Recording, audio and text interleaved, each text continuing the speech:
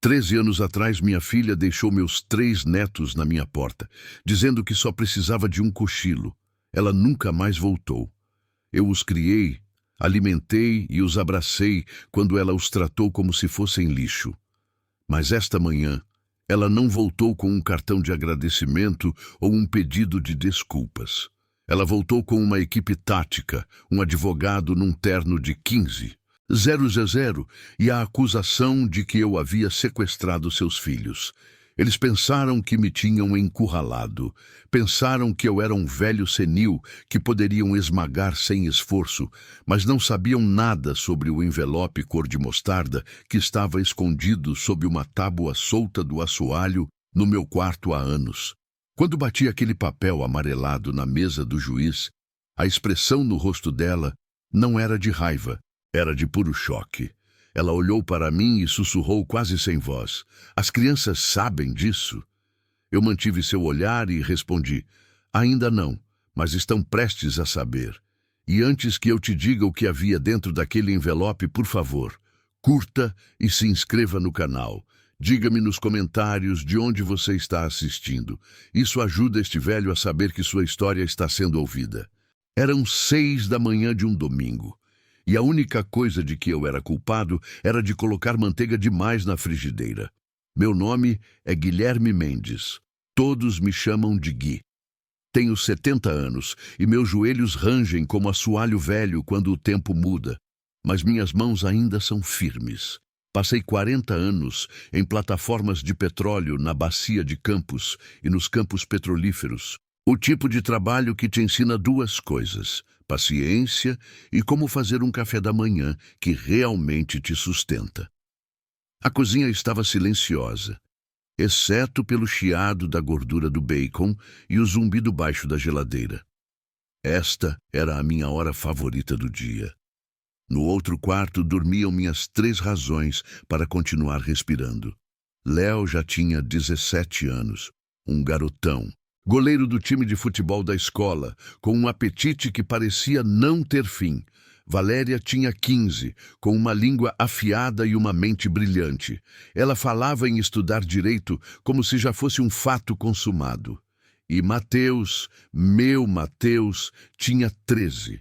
Ele era apenas um bebê de 2 meses enrolado numa toalha suja quando sua mãe o deixou aqui. Virei os ovos mexidos com um pouco de pimenta. Do jeito que Mateus gostava, com a gema mole, mas não escorrendo. Enquanto cozinhava, fiz as contas na minha cabeça. Minha aposentadoria era de R$ 2.000 por mês.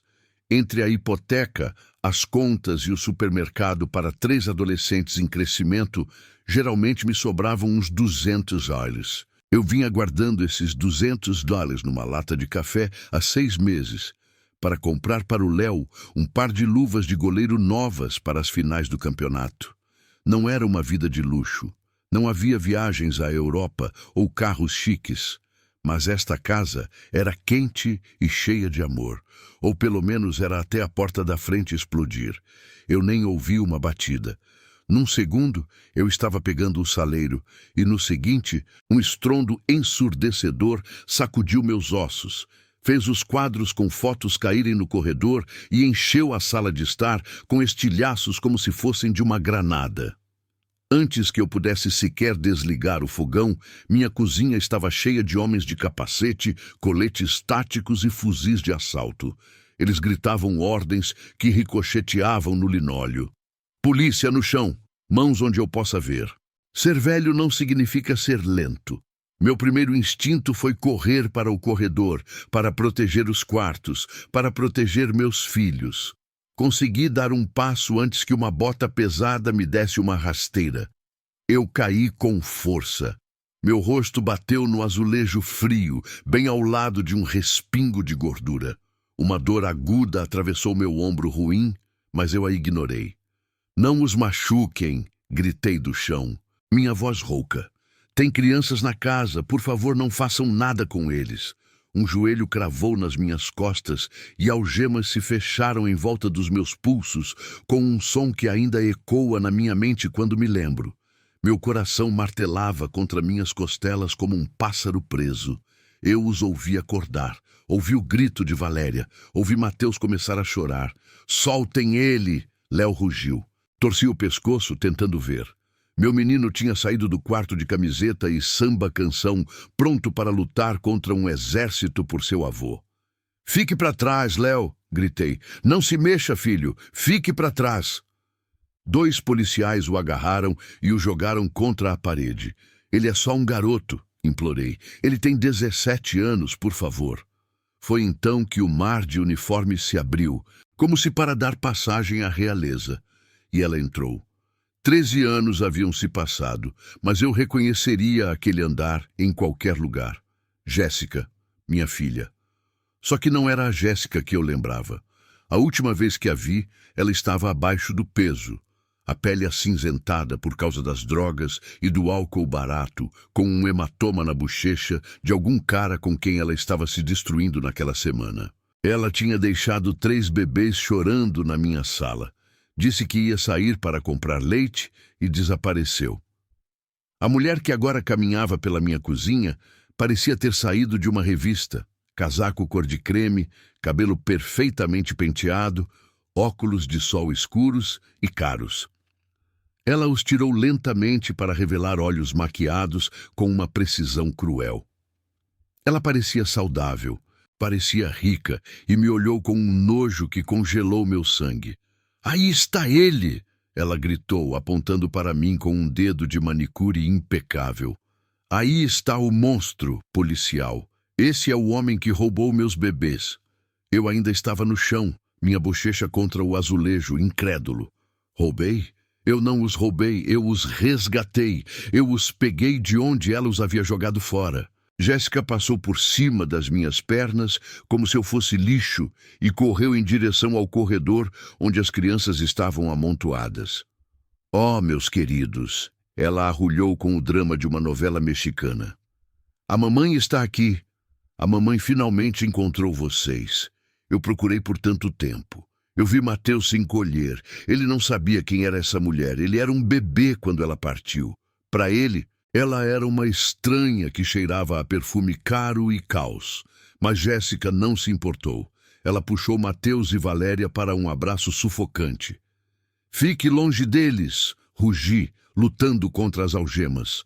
O joelho em minhas costas pressionou mais forte, forçando o ar para fora dos meus pulmões. Você não tem direito, Jéssica. Você os abandonou. Você os deixou em fraldas sujas. Você sumiu por 2 dias. Ela se virou para mim e por um instante a máscara escorregou. Ela sorriu, um sorriso de puro gelo que dizia: eu já venci. Então ela se virou para o policial ao seu lado e lágrimas perfeitas brotaram instantaneamente em seus olhos. Está vendo, policial? Ela soluçou. Ele é delirante, é violento. Ele nos manteve prisioneiros por 13 anos. Ele me disse que se eu voltasse, ele os mataria. Eu vivi com medo todos os dias. Mentiras, eram tudo mentiras. Mas para eles, eu era um velho desgrenhado numa cozinha destruída e ela era uma mãe elegante e devastada. Guilherme Mendes, disse o policial me levantando. Você está preso por 3 acusações de sequestro, violação de poder familiar e por colocar menores em risco. Você tem o direito de permanecer em silêncio. Eles me arrastaram para fora. Meus vizinhos estavam de pijama e roupão, assistindo de seus jardins como se fosse um desfile. Dona Gabriela, com quem eu dividia vegetais da minha horta há anos, cobriu a boca em horror. Eu queria gritar que era inocente, mas a vergonha me sufocou. Enquanto me empurravam para o banco de trás do carro da polícia, olhei para minha casa. A porta estava pendurada nas dobradiças e na varanda a facada final foi cravada no meu coração. Jéssica tinha os braços em volta das crianças. Léo parecia que ia vomitar. Valéria chorava silenciosamente. Mateus estava simplesmente perdido. E na frente deles estava um fotógrafo, câmera na mão. Jéssica estava posando, inclinando a cabeça para pegar a luz da manhã, apertando-os não para confortá-los, mas para enquadrá-los. Segure aí, senhora Mendes, disse o fotógrafo. Essa é a capa do ano, o reencontro do século. Os flashes da câmera me cegaram através do vidro. Meus netos eram adereços em sua peça doentia. Enquanto o carro da polícia se afastava, algo dentro de mim parou de chorar e ficou frio. Por 13 anos, eu os protegi dos lobos. Trabalhei em turnos duplos, aprendi a trançar o cabelo de Valéria, memorizei as regras do futebol para Léo, fiquei acordado durante as febres de Mateus. Abri mão da minha aposentadoria tranquila, das minhas economias, da minha paz, para consertar o que ela havia quebrado. E em 20 minutos, Jéssica voltou do nada para queimar tudo. No espelho retrovisor, o policial olhou para mim. Algo a dizer, velhote? Inclinei minha cabeça para trás e fechei os olhos. Ainda não, sussurrei. Ainda não. Mas a guerra estava apenas começando e eu ia transformar o reino dela em cinzas. A cela de detenção cheirava a água sanitária, suor velho e desespero. Sentei-me em um banco de aço parafusado no chão, minhas articulações doendo por causa da umidade. Ao meu redor havia homens com olhos duros, nós dos dedos com cicatrizes e tatuagens que contavam histórias de más decisões. E então havia eu, Gui Mendes, 70 anos, com sandálias de borracha enormes, me perguntando se meus filhos tinham tomado café da manhã. Um guarda bateu o cacetete nas grades. Mendes, seu advogado. Levaram-me para uma pequena sala de interrogatório. Em uma mesa arranhada, sentava-se um garoto que nem parecia ter começado a se barbear. Terno barato, camisa suada. Senhor Mendes, disse ele com a voz falhando, sou Bruno, seu defensor público. Ele não me olhava nos olhos, apenas embaralhava papéis, derrubou a caneta, pegou-a. Olha, Bruno, eu disse, não preciso do teatro. Apenas me diga quando posso voltar para meus netos. Ele se encolheu. Esse é o problema. Senhor, o juiz negou a liberação inicial, mas conseguimos que a fiança fosse estabelecida. 500 gais, 1000 gais. Soltei uma risada curta e amarga. Filho, minha aposentadoria paga a luz e a comida. Tenho 200 alhos guardados para umas luvas de goleiro. Você poderia muito bem ter dito 500 milhões. Bruno pegou um tablet. Não é só a fiança, é a narrativa. Você precisa ver isso. E lá estava, no noticiário. Pesadelo no subúrbio. Avô sequestra 3 menores. Jéssica estava em um pódio, com microfones como cobras famintas. Ao lado dela, um homem esculpido em mármore caro, Samuel Lacerda, um daqueles advogados que arruinam vidas com um sorriso de capa de revista.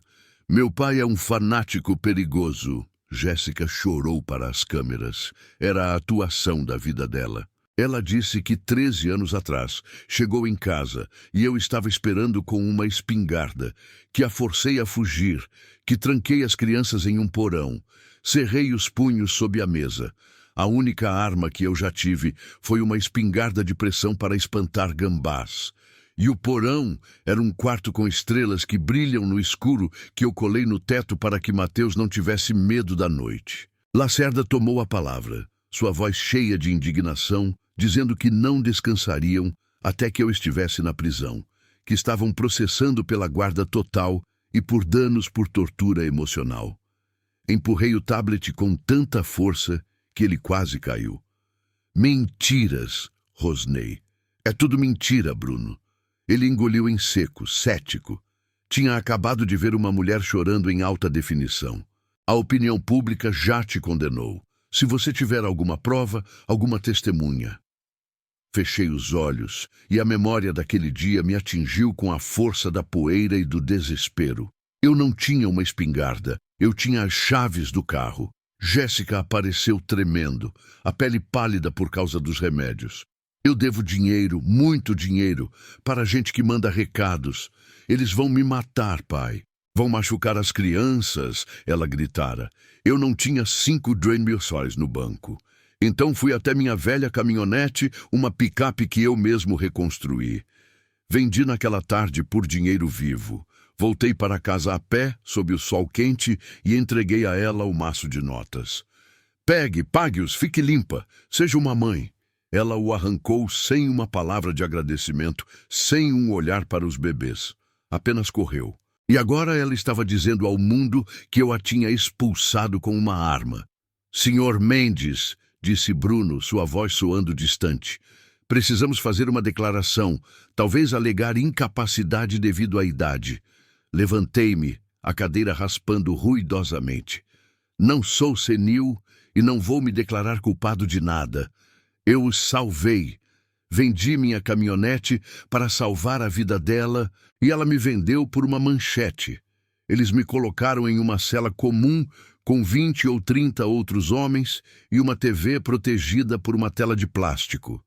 Nela, a fita de isolamento amarela em volta da minha casa, a porta estilhaçada, depois minha foto de identificação. Eu parecia desequilibrado, cabelo selvagem, olhos arregalados de choque. Um homem enorme com o pescoço tatuado olhou para mim, depois para a TV. O murmúrio cessou. Ele se levantou. É você, o sequestrador, rosnou ele. Recuei até bater na parede. Levantei as mãos, palmas abertas.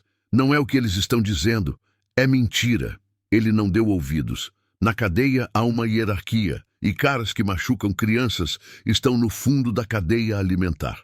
Você os trancou, cuspiu ele. Você os roubou da mãe deles. Ele avançou. Os outros formaram um círculo, bloqueando a visão dos guardas. Eu vi a raiva em seus olhos, a mesma raiva que eu sentia por Jéssica, só que estava apontada para mim. Preparei-me. Eu tinha 70 anos, joelhos ruins, ombro ruim. Eu não ia vencer. O punho dele veio como um trem de carga e quebrou meu maxilar. Uma luz branca explodiu na minha cabeça. Senti gosto de metal. Minha cabeça bateu no concreto com o som de um galho quebrando. Caí no chão e a última coisa que vi foi a legenda do noticiário. Mãe reunida com filhos. Um milagre na capital. Então tudo ficou preto. Acordei na enfermaria com uma dor lancinante na base do crânio. O médico me deu 2 analgésicos e um formulário dizendo que eu estava apto para o serviço. Bruno estava esperando lá fora, mais nervoso do que antes. Ele encontrou uma maneira de usar a casa como garantia para a fiança. Se eu perdesse uma audiência ou violasse uma condição, eles tomariam meu teto. Assinei com a mão trêmula. A casa era apenas madeira e tijolo. Sem meus filhos, era apenas ar preso. A viagem de táxi de volta foi uma humilhação lenta. O motorista ficava me olhando no espelho retrovisor. Meu rosto estava em todos os canais de notícias. O avô sequestrador. Quando ele me deixou, nem quis aceitar meu dinheiro. Apenas cuspiu pela janela e foi embora. Fiquei na calçada, olhando para os destroços da minha vida. A fita da polícia dançava ao vento como serpentinas doentes de festa. A porta de carvalho, que eu havia restaurado 3 vezes, estava partida ao meio, a fechadura pendurada. Passei por baixo da fita e a empurrei. O silêncio me atingiu primeiro. Por 13 anos, esta casa foi música, desenhos animados, tênis no assoalho de madeira, Valéria praticando seu violino, soava como um gato morrendo no início. A risada de Mateus de suas próprias piadas. Agora, apenas o zumbido da geladeira e minha própria respiração. A polícia havia revirado tudo. Almofadas rasgadas, gavetas despejadas, caixas de cereal viradas, pequenos ossos secos espalhados pelo chão. Mas o dano real não foi feito por eles. O corredor estava cheio de molduras tortas e vazias. As fotos sumiram. Jéssica as levou ou as destruiu. Ela queria apagar 13 anos, fingir que eu nunca fui o pai deles. Entrei no quarto das crianças, colchões virados, roupas por toda parte. Sentei-me na cama de Mateus, e minha bota bateu em algo duro. Estendi a mão sob a cama e puxei uma chupeta velha e amarelada com um ursinho. Mateus a esconder ali quando dissemos que ele já era um menino grande. Eu a segurei e, de repente, não estava mais em uma casa quebrada, mas na minha porta da frente, 13 anos atrás. Uma noite úmida que cheirava a chuva e vodka barata. Jéssica estava parada perto de um carro enferrujado, o motor engasgando, fumaça preta saindo do escapamento. Um homem com tatuagens no pescoço esperava ao volante, batucando impacientemente no painel. Jéssica, magra como um palito, estava fumando, segurando uma bolsa de fraldas. Eu implorei a ela, parado ali com minhas botas de trabalho. Não vá. Você tem um bebê que precisa de leite. Você tem uma menina e um menino. Eles precisam de você. Ela soprou uma nuvem de fumaça química e amarga no meu rosto. Estou farta disso, pai. O choro, as fraldas, esta cidade. Eu quero viver, quero ser livre. Ela tirou um chaveiro, jogou-o em mim. Ele bateu no meu peito e caiu na poeira. Aí está. São as chaves. Se você os quer tanto, pode ficar com eles. São apenas um bando de macacos, um fardo. Foi assim que ela chamou seus próprios filhos. Macacos, um fardo. Peguei as chaves. Quando olhei para cima, ela já estava entrando no carro. Se você for agora, não volte, gritei. Não volte a menos que esteja limpa. Ela riu, um som agudo e selvagem. Não se preocupe, velho. Você nunca mais vai me ver.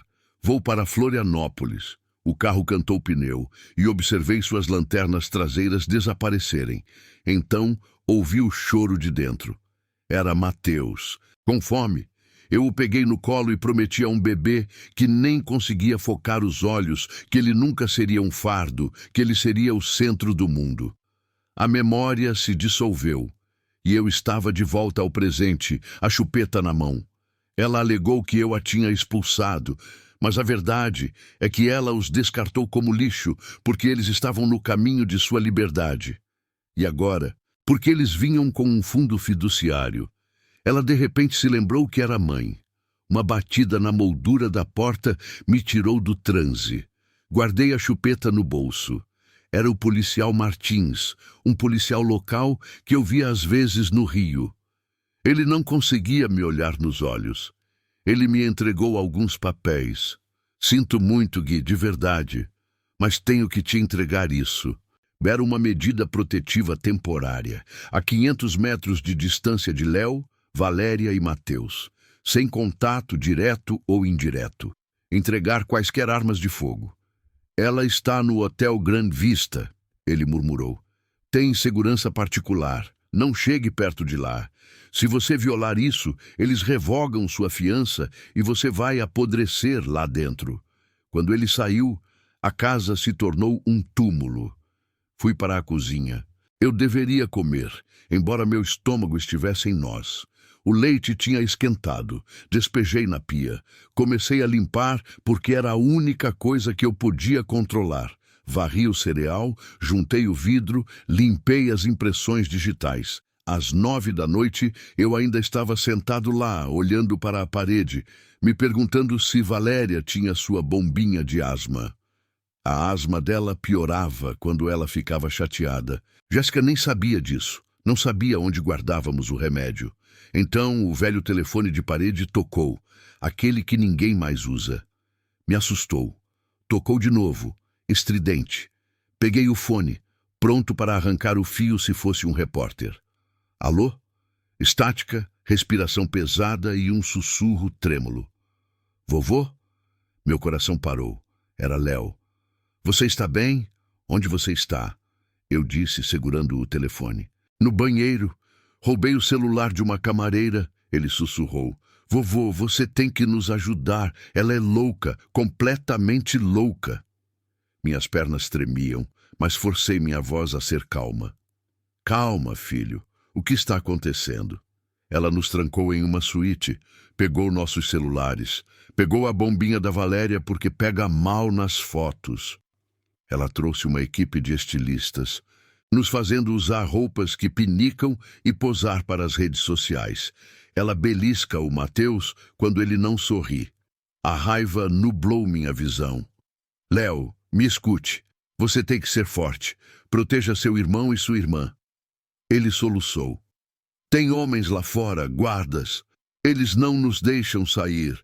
Ela diz que você vai para a prisão para sempre, que pertencemos a ela agora.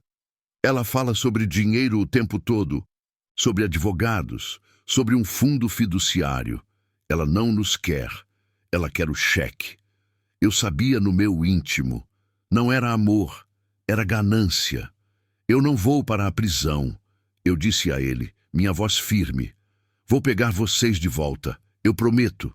Mas você tem que fazer exatamente o que eu disser. Mantenha a cabeça baixa, não lute com os guardas, mas observe tudo. Memorize o que ela diz. Você consegue fazer isso? Acho que sim, mas se apresse, ele choramingou. Ela diz que vai nos levar para longe. Ela mencionou a Suíça, um internato. Suíça. Ela ia despachá-los como pacotes. Vovô, eu tenho que ir. Ela está vindo. Ouvi uma maçaneta girar e sua voz aguda ao fundo. Com quem você está falando? A linha ficou muda. Fiquei ali na cozinha escura, segurando o fone como se fosse um pedaço de plástico inútil. A lei dizia 500 metros. A lei dizia, ela é a mãe deles. Mas a lei não tinha ouvido o medo na voz do meu menino. Desliguei e fui para o meu quarto. Peguei uma velha bolsa de lona. Eu não ia ficar esperando por uma audiência enquanto ela os torturava.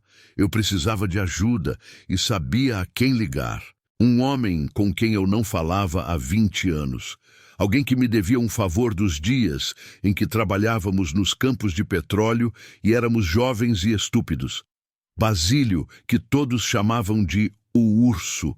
Ele era investigador particular até a bebida o vencer. Se alguém pudesse rastrear de onde vinha o dinheiro de Jéssica, era ele. Peguei minhas chaves. O silêncio não era mais opressivo. Era uma contagem regressiva. Ainda não, Jéssica, sussurrei para o ar vazio. Você não venceu. Naquela mesma noite, descobri que era pior. Léo conseguiu me contar mais antes que a linha fosse cortada. Jéssica transformou a suíte em uma prisão e um set de filmagem. Ela fez Valéria usar um vestido apertado para gravar vídeos sob uma luz de anel, forçando-os a sorrir e repetir o quanto sentiam falta da mãe. Quando a câmera desligava, ela os trancava e ia para o bar do hotel. Mas o que gelou meu sangue foi sobre Mateus.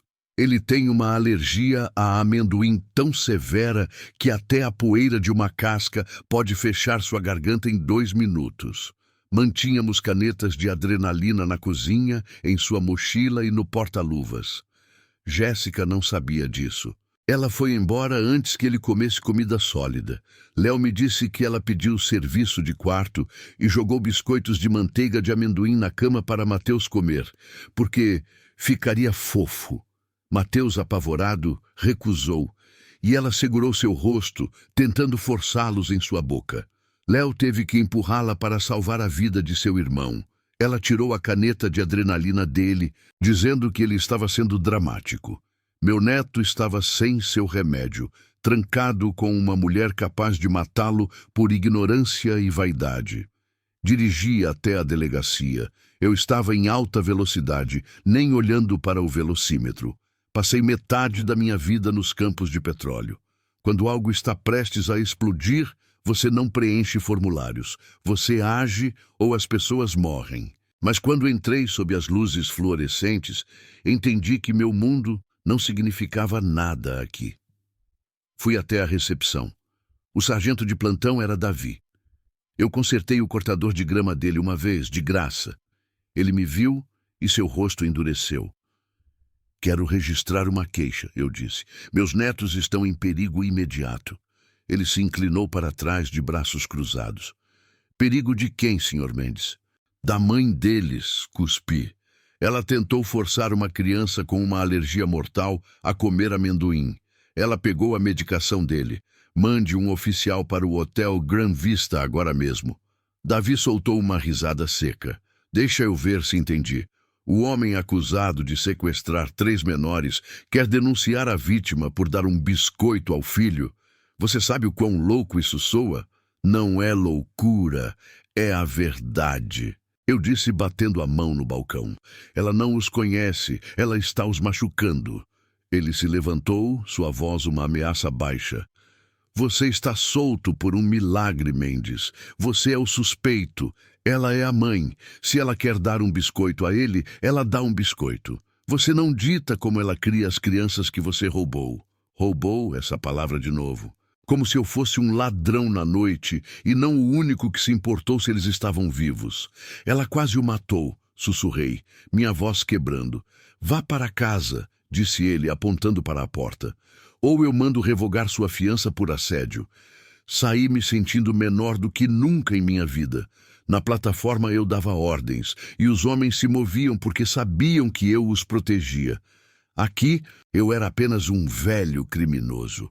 A lei era um muro de tijolos, e eu estava batendo minha cabeça contra ele. Caminhei em direção à minha caminhonete, estacionada em uma esquina escura.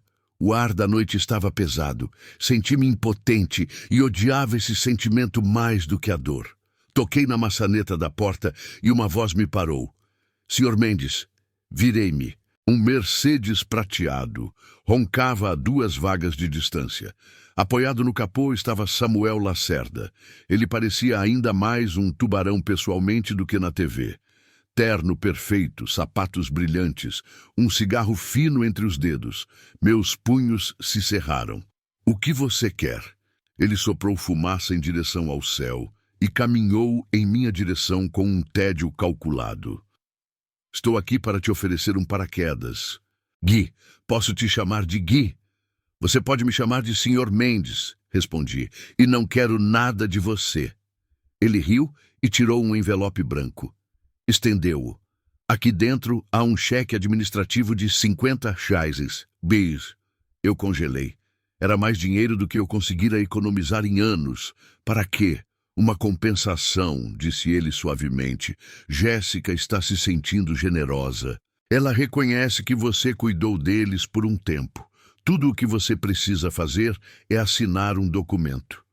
Que documento? Uma renúncia voluntária a todos e quaisquer direitos de guarda. Você admite que está velho, sobrecarregado, que não consegue lidar com 3 adolescentes. Você se afasta, pega o dinheiro e se muda para uma comunidade de aposentados tranquila na costa. E nunca mais entra em contato com Jéssica ou as crianças. A raiva subiu em mim como um incêndio. Você quer que eu os venda? Lacerda deu de ombros. Quero que você seja realista. Você tem 70 anos, está quebrado e enfrenta acusações sérias. Eu vou te destruir no tribunal. Vou te pintar como um velho acumulador, abusivo e senil. Ou você morre na prisão, ou pega o dinheiro e vai pescar. Todo mundo ganha. Peguei o envelope. Ele sorriu triunfante. Então eu o rasguei lentamente uma vez, depois de novo, até virar confete. Joguei-o em seus sapatos. Diga à minha filha que não estou à venda, eu disse, invadindo seu espaço pessoal. E diga a ela que se algo acontecer com Mateus por causa da estupidez dela, não precisarei de um advogado. Eu mesmo irei atrás dela. O sorriso dele se transformou em um desprezo venenoso. Você está cometendo um erro, velho. Eu te dei uma chance. Agora vou te enterrar. Ele entrou em seu Mercedes e partiu, deixando um rastro de fumaça. Minhas mãos tremiam de adrenalina, não de medo. Eles pensaram que podiam me comprar, não faziam ideia com quem estavam lidando. Entrei na minha caminhonete. Eu não tinha dinheiro, ou a lei do meu lado, mas tinha algo que eles não tinham, a verdade. E eu tinha o urso, que podia encontrar uma agulha num palheiro, especialmente se a agulha fosse feita de ouro. Dei a partida no motor. Eu não ia dormir. Eu ia descobrir de onde vinha o dinheiro que pagava Lacerda e por que Jéssica precisava tanto dos meus netos, a ponto de tentar me subornar para o silêncio. Dirigi até um trailer velho atrás de um armazém na periferia da cidade. Uma única lâmpada amarela zumbia sobre a porta, atraindo mariposas enormes. Era onde o urso morava. Trabalhamos juntos na bacia de Campos, quando ainda pensávamos que éramos invencíveis. Bati com força. Urso, abre! É o Gui! Houve uma queda lá dentro. Xingamentos. Ele abriu a porta com uma camiseta manchada e samba-canção, um revólver frouxamente seguro em uma mão e uma garrafa de cachaça na outra. Barba grisalha, olhos vermelhos. Caramba, Gui, parece que você foi atropelado por um caminhão. É como me sinto. Posso entrar? Entrei no cheiro de papel velho, óleo de arma e bebida barata. O trailer era um caos de caixas de arquivo e garrafas vazias. Mas em um canto havia uma mesa com monitores brilhantes, seu altar. Sentei-me em um caixote e contei tudo. A invasão, a prisão, os biscoitos, o suborno, ele ouviu sem piscar. Quando terminei, ele colocou o revólver na mesa. Então ela voltou. Ele murmurou, a voz rouca, e está nadando em dinheiro. Lacerda não sai da cama por menos de 50 mil de adiantamento. Ela tem uma suíte, guarda-costas. De onde está vindo? Perguntei. O urso estalou os dedos. Vamos descobrir. Ele digitou com uma velocidade surpreendente. Para um bêbado, ele tinha as mãos de um cirurgião. Primeiro, ele rastreou o antigo namorado dela, um cara chamado Tiago. 5 minutos depois, ele grunhiu. Primeiro beco sem saída. Tiago está morto. Overdose há 2 meses em um motel. Ele tinha 20 Harleys e um mandado de prisão. Então não foi ele. Não, ele assentiu. Mas veja isso. Jéssica está listada como seu parente mais próximo. Identificou o corpo e nem sequer reivindicou as cinzas. Deixou o Estado enterrá-lo. A cara dela. O urso continuou cavando. Nenhum emprego por 10 anos, nada em seu nome até 3 semanas atrás. E, de repente, cartões de crédito Platinum, contas abertas em paraísos fiscais, uma empresa de fachada chamada ABB Holdings. De onde veio o dinheiro inicial? Perguntei. O urso estreitou os olhos. Grande transferência bancária. Veio de um escritório de advocacia em Macaé, Montemaior, em Salinas. O tipo de advogado de heranças que lida com fundos fiduciários de dinheiro do petróleo. Meu pulso acelerou. Jéssica não conhecia ninguém assim, a menos que seja do pai, sussurrei. O urso girou na cadeira. O pai do mais novo. Você me disse que ela disse que ele era um músico de rua. Sim, assenti. Disse que o nome dele era Juliano e que ele morreu antes de Mateus nascer. O urso sorriu sem alegria alguma. Regra número 1. Todo mundo mente, especialmente viciados. Ele pesquisou certidões de nascimento. Pai desconhecido em todas as 3. Então, ele cavou em arquivos antigos e encontrou um processo selado de 13 anos atrás. Um teste de paternidade ordenado quando Jéssica solicitou o Bolsa Família. Aqui, ele murmurou. Ela teve que dar um nome para o Estado ir atrás dele para a pensão alimentícia. Ela deu um Juliano Costa. Eu nunca tinha ouvido esse sobrenome antes. Quem é ele? O urso ficou quieto por um longo tempo. Apenas o zumbido dos computadores e as mariposas batendo no vidro. Então, ele assobiou. É melhor você se sentar firme, Gui. Juliano Costa não era um ninguém. Ele era o filho secreto, o filho embaraçoso de Eugênio Rocha. O nome me atingiu como um soco. Eugênio Rocha, dono da Rocha Petróleo, um dos homens mais ricos do país. Ele morrera no mês passado. Eu tinha visto no noticiário. Rocha o manteve à distância com dinheiro para calar a boca, explicou o urso lendo. Juliano viveu uma vida tranquila. Morreu em um acidente de moto há 4 meses. Não deixou testamento.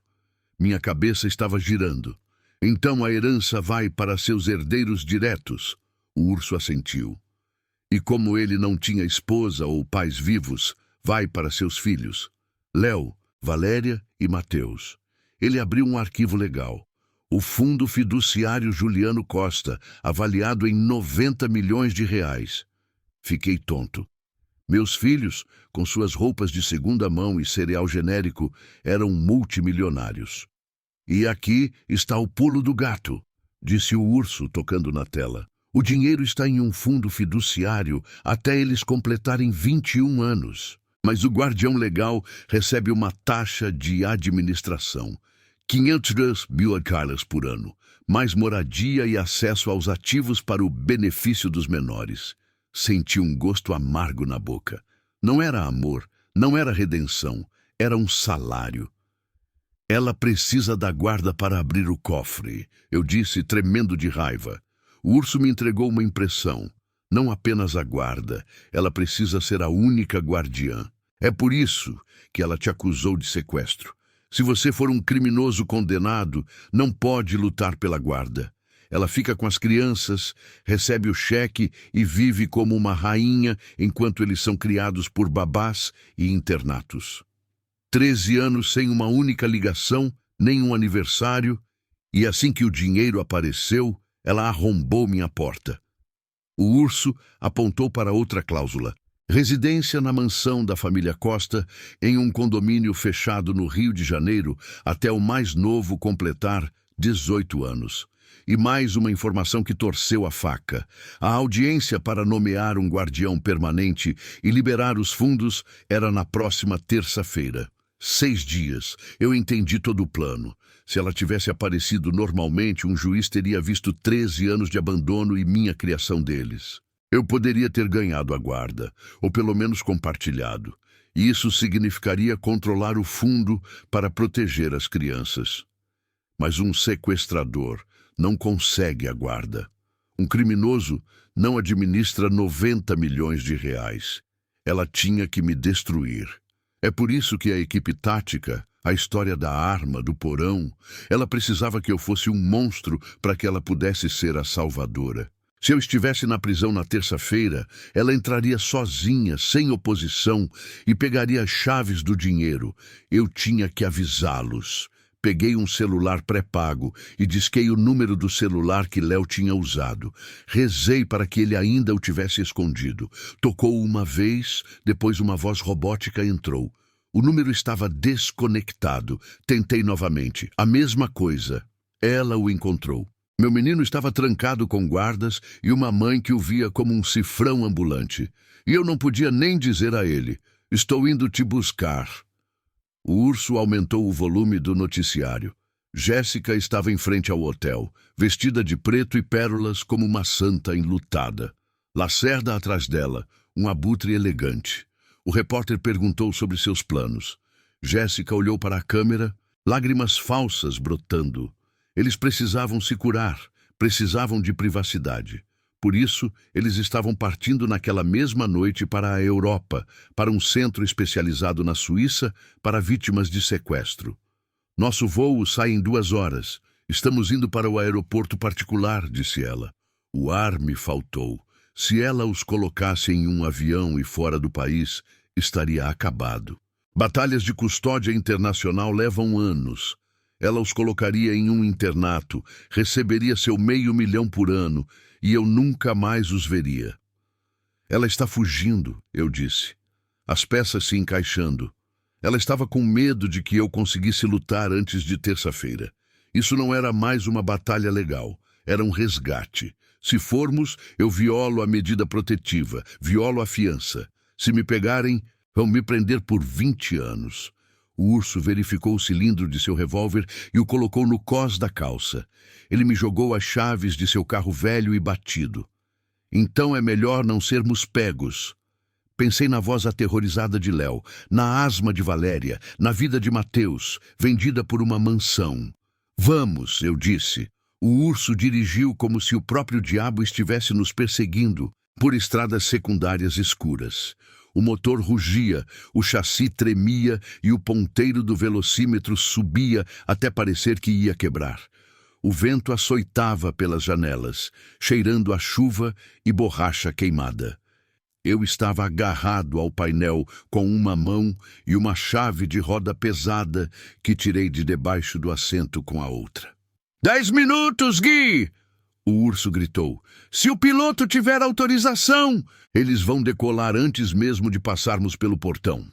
O aeroporto particular apareceu, um prédio de vidro, uma cerca alta com arame farpado. Na pista, luzes âmbar brilhavam e lá, como um monstro branco, estava um jato particular, os motores unindo, um SUV preto estacionado ao lado da escada de embarque. Eu os vi sob os holofotes, como uma peça de teatro infernal. Jéssica estava puxando Mateus pelo braço. Meu menino estava fincando os pés no chão. Ela o estava puxando sem compaixão.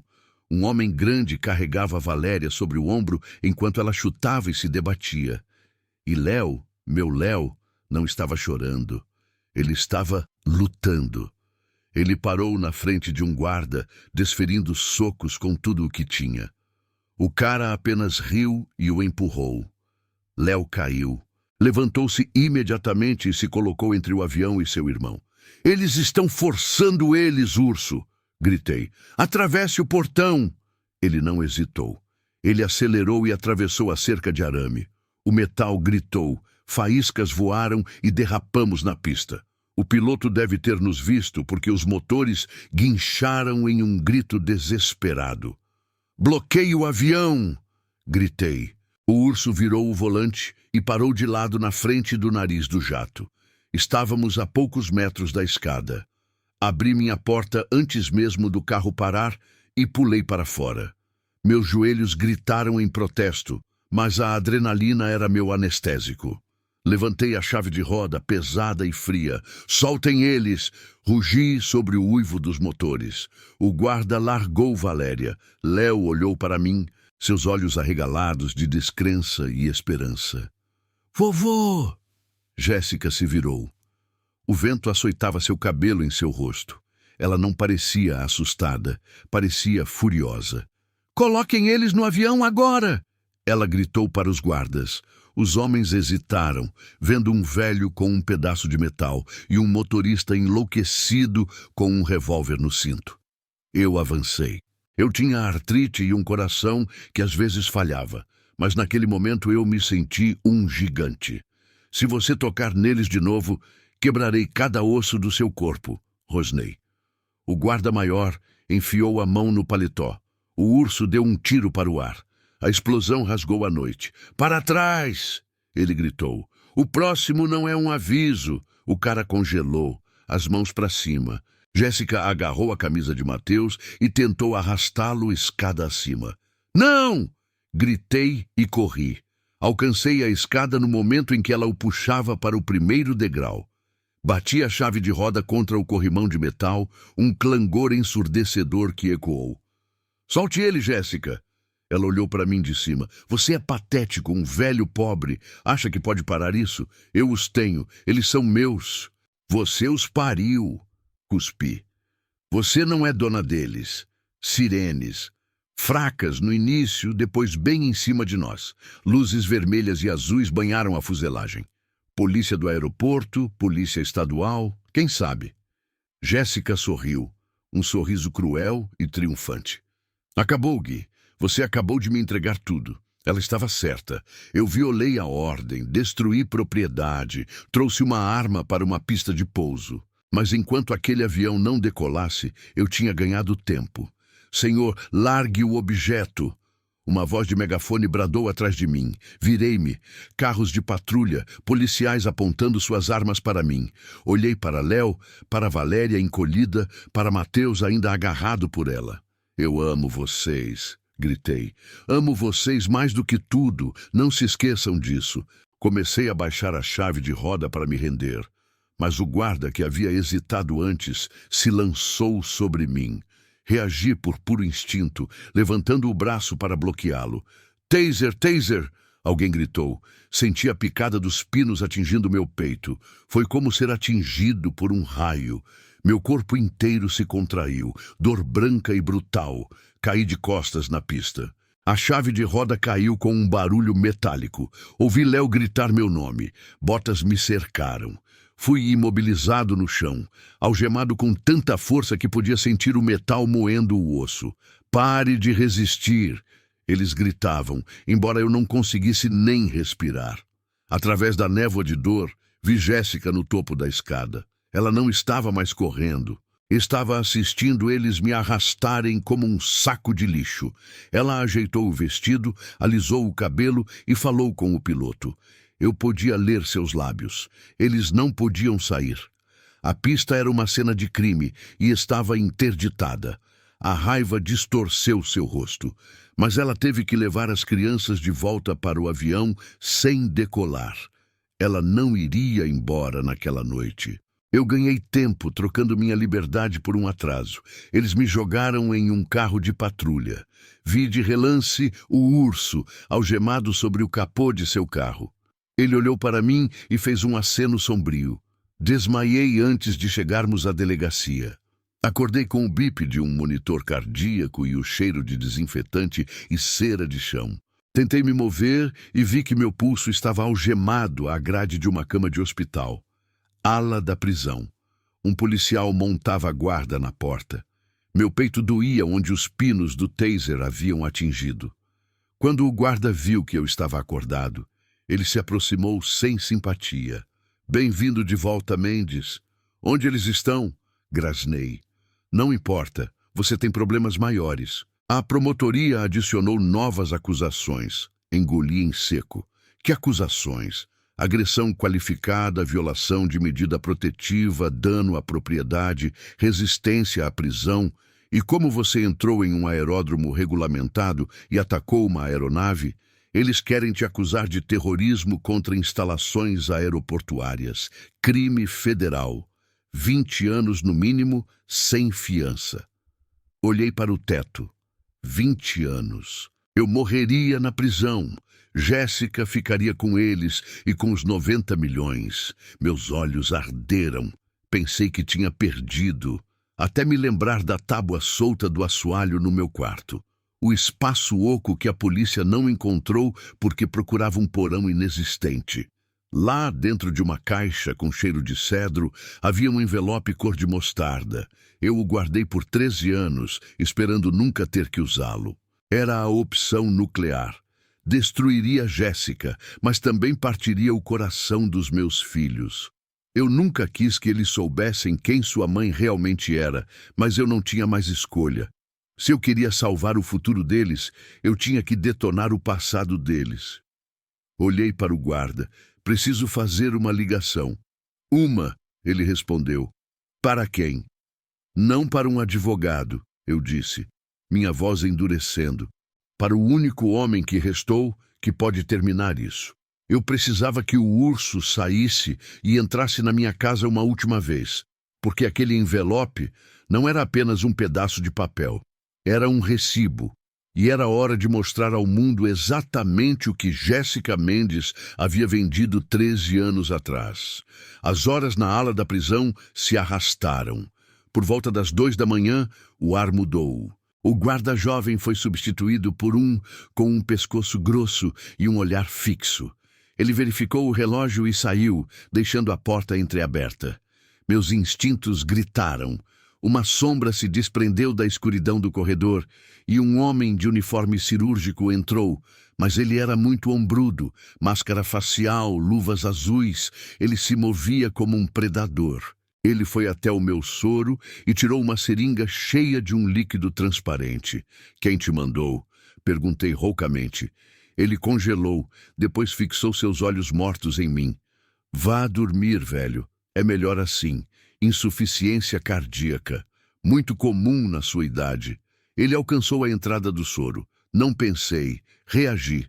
Meu braço esquerdo estava acorrentado, mas minha perna direita estava livre sob o lençol. Esperei ele se inclinar e chutei com toda a minha raiva de velho. Meu calcanhar acertou sua rótula. Houve um estalo doentio. Ele uivou e caiu. A seringa se estilhaçou no chão. "Socorro!" Rugi, sacudindo a corrente. O homem se levantou mancando e fugiu no momento em que as enfermeiras chegaram correndo. Eu sobrevivi, mas sabia de uma coisa. A guerra havia escalado. Lacerda estava com medo do que eu poderia ter, e se eles estavam tentando me matar aqui dentro, que Deus ajudasse o urso. A 8 quilômetros de distância, sob um céu sem lua, o urso travava sua própria guerra. Ele deixou uma bicicleta emprestada na mata atrás da minha propriedade. A casa, envolta em fita, parecia deserta, mas ele podia sentir o silêncio. Sem grilos. Isso significa predadores. Ele entrou por uma janela da área de serviço com um canivete. Moveu-se como um fantasma pelo chão, evitando a bagunça da invasão. No corredor, uma tábua do assoalho rangeu. Clique, um feixe de uma lanterna tática o cegou.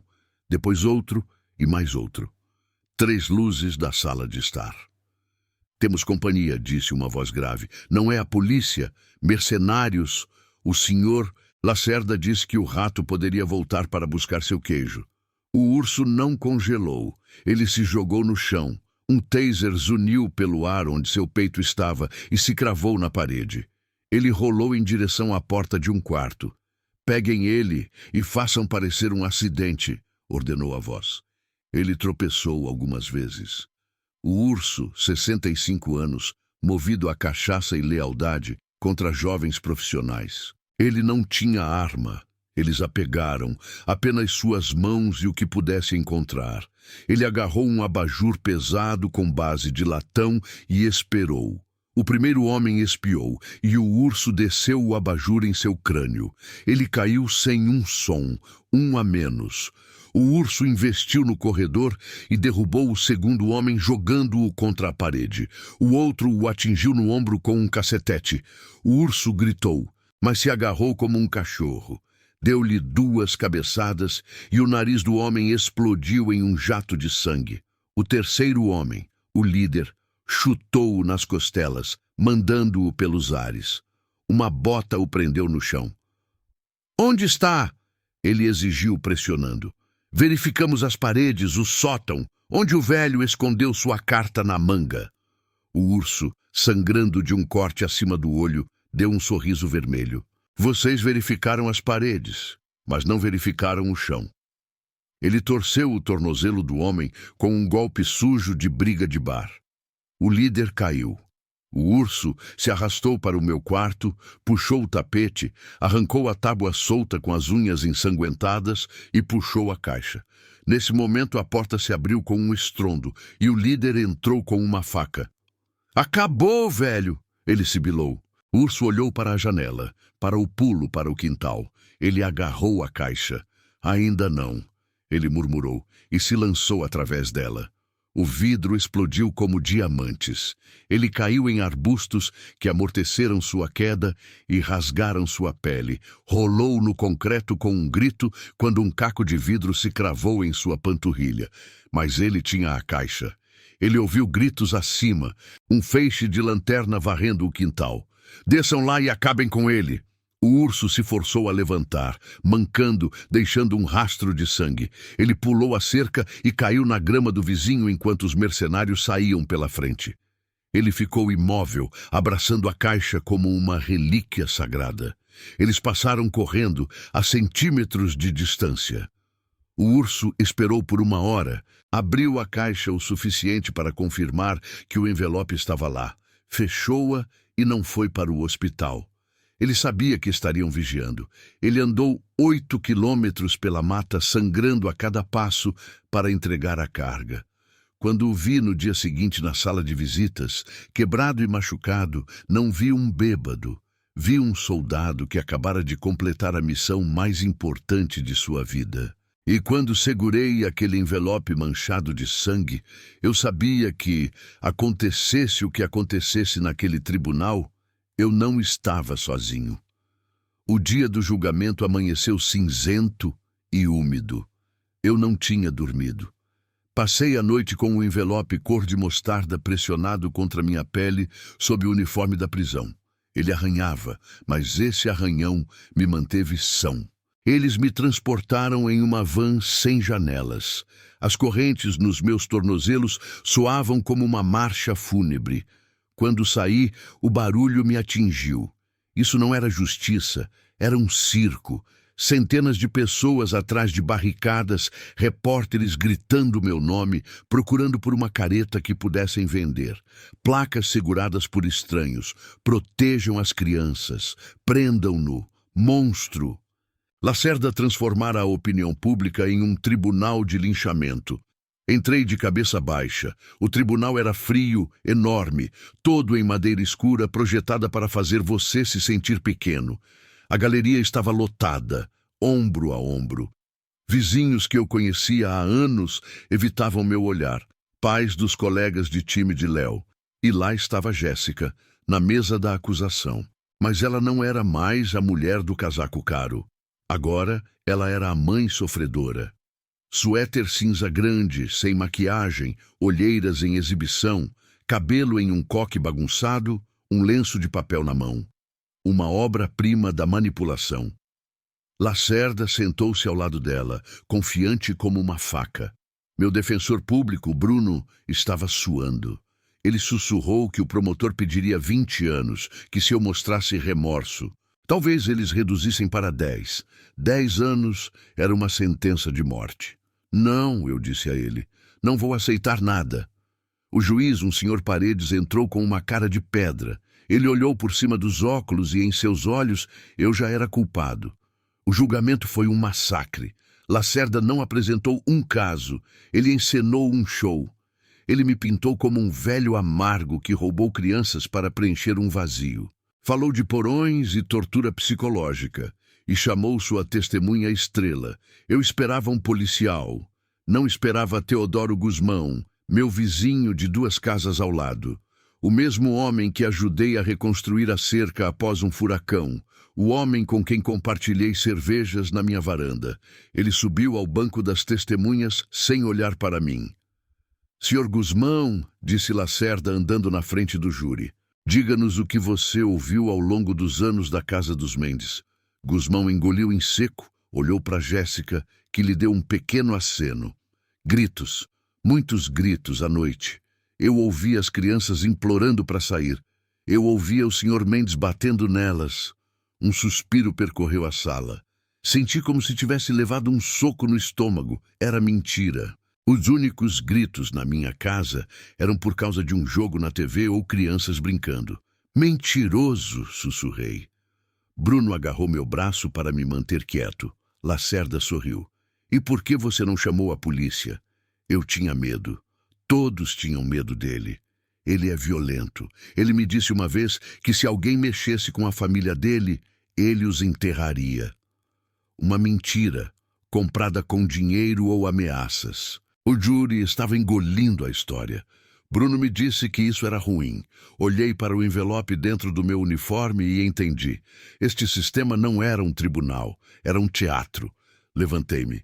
Você está demitido, Bruno. Eu disse alto o suficiente para o estenógrafo do tribunal ouvir. Bruno congelou. O juiz bateu o martelo. Sr. Mendes, sente-se. Você tem representação. Não, meritíssimo, respondi. Vou me representar. A sala se encheu de sussurros. Lacerda parecia encantado, um velho se autodestruindo. O juiz me avisou que era uma má ideia, que eu não conhecia as regras. Mantive seu olhar. Posso não conhecer o procedimento, meritíssimo, mas conheço a verdade, e sou o único aqui que a conhece. Após um silêncio pesado, ele concordou. Bruno juntou sua pasta com as mãos trêmulas, desejou-me sorte e saiu. O juiz perguntou pela minha primeira testemunha. Eu disse, não tenho testemunhas. Lacerda soltou uma pequena risada. O juiz, irritado, perguntou se eu tinha uma declaração. Então, ou se estávamos apenas perdendo tempo.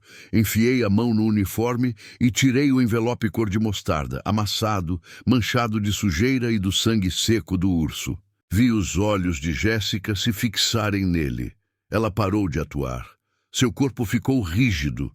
Ela reconheceu a cor de seu pecado. Caminhei lentamente até a bancada, segurando o envelope alto para o júri ver. O tribunal ficou em silêncio, o tipo de silêncio que parece pesado como uma pedra. Rasguei o selo. O som do papel rasgando ecoou como um tiro. Minhas mãos estavam firmes. Tirei um documento, manuscrito em papel pautado, amarelado pelo tempo, as bordas gastas, mas com um selo de cartório datado de 14 de agosto de 2011. Limpei a garganta e li com uma voz clara e fria, para cada canto daquela sala ouvir.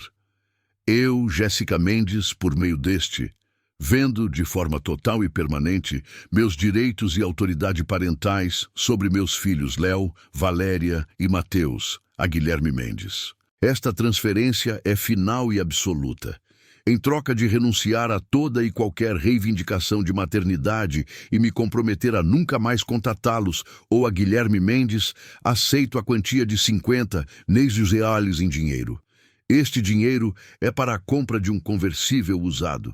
Juro que nunca mais voltarei. Eu segurei o papel. 50. Mailer. O preço de 3 vidas. O tribunal explodiu em um suspiro coletivo. A estenógrafa parou de digitar, a boca aberta. O oficial de justiça deu um passo à frente, enojado. Mas eu não tinha terminado. Tirei uma fotografia que estava presa atrás do papel. Mostrei-a ao júri e ao juiz. Era Jéssica, em um estacionamento de uma concessionária, encostada em um conversível vermelho, capota arriada, sorrindo como um predador. Em uma mão estavam as chaves, na outra, um leque de dinheiro. E atrás dela, fora de foco, mas claro como o dia, no asfalto quente, havia um bebê conforto.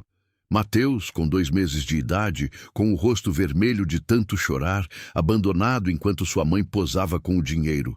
Coloquei a carta e a foto na frente do juiz Paredes. Observei a cor sumir de seu rosto. Ele pegou o papel e sua mão tremeu. Ele leu uma vez, depois de novo. Olhou para a foto. Sua compostura profissional evaporou, substituída pela fúria crua e humana de alguém olhando para um monstro. Lacerda, o advogado invencível, estava petrificado. Seu rosto ficou pálido como cinza. Ele olhou para o documento, depois para sua cliente e se afastou fisicamente dela, como se a podridão dela fosse contagiosa. Ele fechou sua pasta, largou a caneta. Rendição. Jéssica, pela primeira vez, estava nua. Não havia lágrimas bonitas, nenhuma performance. Ela procurou aliados na sala e não encontrou nenhum. O júri a encarava com ódio, o público com horror. O juiz respirava pesadamente, tentando se conter. Quando finalmente falou, sua voz era baixa, perigosa. Senhora Mendes, em 20 anos nesta bancada, pensei que já tinha visto de tudo. Mas isso. Você vendeu seus filhos. Você não os deu para a adoção, não pediu ajuda, você os vendeu por um carro, você... Ele ergueu a foto. Deixou seu filho pequeno no asfalto no meio do verão para tirar uma foto com dinheiro. Jéssica pulou de pé em pânico. Isso não é real, ela gritou. É falso. Ele inventou. O juiz bateu o martelo como um trovão. O selo do cartório é autêntico. A caligrafia corresponde a tudo o que você assinou este mês. Não insulte a minha inteligência. Jéssica desmoronou, soluçando soluços feios e reais, mas Lacerda fez uma última tentativa de salvar o navio. Ele se levantou, sua voz teatral, alegando que era irregular, exigindo uma perícia que eu tive 13 anos para forjar. O juiz estava prestes a responder quando as portas do fundo do tribunal se abriram com um estrondo. A sala inteira pulou. Eu me virei, minhas correntes tilintando. Era Léo. Ele estava suando, a camisa rasgada, faltando um sapato, os olhos acesos com um fogo que eu reconheci. Jéssica gritou seu nome como um comando. Léo a ignorou e caminhou pelo corredor central. Um oficial de justiça tentou detê-lo, mas eu rugi. Deixe-o passar, ele é meu neto. O juiz ergueu a mão. Deixe o garoto falar. Léo veio para o meu lado. Ele era mais alto do que eu agora. Ele apertou meu ombro. Desculpe o atraso, vovô. Tive que escalar pela janela do banheiro do hotel. O guarda era rápido, mas eu fui mais rápido. Então ele olhou para o juiz. Tudo o que meu avô disse é verdade. Ela está mentindo. Ela nem nos quer. Ela quer o dinheiro. Lacerda objetou. Menor sob coação. Lavagem cerebral. Léo enfiou a mão no bolso e tirou um celular pré-pago barato e preto. O que eu deixei para ele. Ela havia encontrado um chamariz. Não sofri lavagem cerebral, disse ele, segurando-o como prova. E eu tenho provas. Ele o abriu, apertou um botão e segurou o alto-falante perto do microfone. O áudio estava com estática, mas a voz era inconfundível. Era Jéssica, sem lágrimas, sem doçura, apenas pura rudeza. Então, quando eu recebo o dinheiro? Ela exigiu. A voz de um homem respondeu. Assim que assinarmos os papéis da guarda na terça-feira, Jéssica. Ótimo, porque não aguento mais um dia com esses pirralhos. O mais velho me olha como se quisesse me matar, e o pequeno não para de choramingar. É patético. O homem. Aguente, são 90 milhões de reais. Mantenha os olhos no prêmio. Jéssica. Eu sei. Assim que o cheque compensar, vou comprar para eles 3 passagens para aquele internato na Suíça. O mais barato, mas bem longe. Deixe-os apodrecer lá. O homem perguntou sobre mim e Jéssica riu. Um som seco e frio. Não se preocupe. Lacerda diz que ele vai pegar 20 anos. Ele é velho, vai morrer lá dentro. Eu estarei brindando em Paris enquanto os netos dele apodrecem nos Alpes. Ele é um velho tolo que deveria ter morrido anos atrás. Léo desligou a gravação. E o silêncio foi absoluto, mais pesado do que qualquer coisa que viera antes. O júri estava horrorizado. O juiz não estava mais surpreso, estava enfurecido. Jéssica, sua máscara finalmente caída, soltou um grito animalesco e se lançou, não em mim, mas em Léo, as unhas mirando seu rosto. "Me dá isso, você me pertence!" ela gritou. Léo recuou, segurando o telefone fora do alcance dela. Eu me movi para ficar entre eles, mas não precisei. "Oficiais!" o juiz trovejou. 3 policiais a derrubaram e a algemaram. Ela chutava, mordia, cuspia, gritava obscenidades. "Eu sou a mãe deles. Eles são meus." Lacerda viu o desastre e tentou fugir. Ele fechou a pasta, juntou os papéis e deu um passo em direção à saída. "Senhor Lacerda", disse o juiz com uma voz calma que era aterrorizante. O advogado congelou. "Você apresentou uma testemunha que sabia que estava cometendo perjúrio. Você facilitou uma fraude. Você foi cúmplice em uma conspiração para roubar a liberdade e a família de um homem por dinheiro." Ele olhou para os policiais. "Levem a senhora Mendes sob custódia. Acusações de perjúrio, fraude, abandono de incapaz, agressão e conspiração." Jéssica se virou para mim, o rosto uma máscara de pura raiva. "Eu te odeio. Espero que você morra." E pela primeira vez em 13 anos, não senti raiva, apenas pena. "Eu sei", eu disse suavemente. "E é por isso que você perdeu." O juiz também ordenou que Lacerda fosse detido por desacato, aguardando uma investigação, uma recomendação para a cassação de sua licença e acusações criminais. Eles o levaram, seus sapatos caros se arrastando. O tribunal era um caos, repórteres gritando, mas no meio de tudo havia uma calma impossível. Léo olhou para minhas correntes. "Nós vencemos, vovô?" Ele perguntou, a voz tremendo agora que a adrenalina estava passando. Eu vi o juiz gesticular para os oficiais de justiça removerem minhas algemas. Vi o espaço vazio onde os monstros estiveram. "Sim, filho." Respondi, puxando-o para um abraço forte. "Sim, nós vencemos." O juiz bateu o martelo uma última vez. Caso encerrado, com resolução de mérito. "Senhor Mendes, você é um homem livre, e quanto à guarda dos menores, acredito que eles estão exatamente onde precisam estar. Saí daquele tribunal não como réu, mas como avô.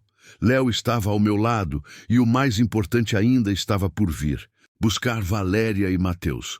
Fomos direto para o hotel. Os guardas tentaram nos impedir, mas desta vez eu não estava carregando uma chave de roda. Eu estava carregando uma ordem assinada por um juiz. No segundo em que a viram, eles se afastaram. Quando abri a porta da suíte, Valéria e Mateus estavam no sofá, encolhidos e aterrorizados. Eles pensaram que sua mãe estava voltando para arrastá-los para a Suíça. Quando viram Léo, seguros, eles soltaram um soluço que partiu meu coração e o reconstruiu de uma só vez. Mateus se chocou contra mim, enterrando o rosto na minha barriga. Valéria se agarrou ao meu braço como se estivesse se afogando. Eu os abracei e prometi que ninguém nunca mais os levaria embora. Os meses seguintes foram um turbilhão de papelada.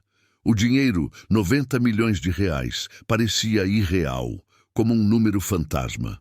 Era deles. Veio de um pai que eles nunca conheceram e de uma mãe que os vendeu. Fui ao escritório de advocacia que administrava o fundo, o mesmo que estava pronto para ajudar Jéssica a saqueá-lo. Entrei usando minha melhor camisa de flanela e minhas botas de trabalho. Eles me olharam com desdém até que eu coloquei os papéis da guarda na mesa. Demiti todos eles, os curadores, os advogados, os contadores que fizeram vista grossa. Movi o fundo para uma empresa conservadora com ética de ferro e o travei para que nem eu pudesse tocar no principal. Aquele dinheiro era para a faculdade, primeiras casas, futuros. Eu recebi a taxa de administração autorizada pelo tribunal, sim, mas não para luxos, para consertar o que estava quebrado. 6 meses depois, eu estava na porta da minha antiga casa. Uma placa de vende-se balançava ao vento. Doeu dizer adeus. Eu criei minha filha lá e depois os filhos dela. Houve risos e lágrimas, mas também a porta estilhaçada, a fita amarela, os fantasmas. Era hora de deixar ir. Vendi para um jovem casal que estava começando. Peguei o que restou e uma parte daquela taxa e comprei um sonho que eu tinha desde os 20 anos. Um grande motorhome, um daqueles que é como uma casa de luxo sobre rodas, com camas de verdade, uma cozinha completa e espaço para vivermos juntos sem estarmos um em cima do outro. Partimos em uma manhã de terça-feira. Não olhamos para trás. Dirigimos para o oeste, vendo as planícies se transformarem em colinas e depois em deserto vermelho. Cantamos junto com o rádio, comemos em lanchonetes de beira de estrada e rimos até doer. Pela primeira vez em 13 anos, não havia sombra nos esperando na estrada. Estou sentado agora em uma cadeira de lona na beira da Chapada Diamantina. O sol está se pondo, pintando o céu com laranjas e roxos que parecem impossíveis. O ar cheira a pinho e fumaça de fogueira.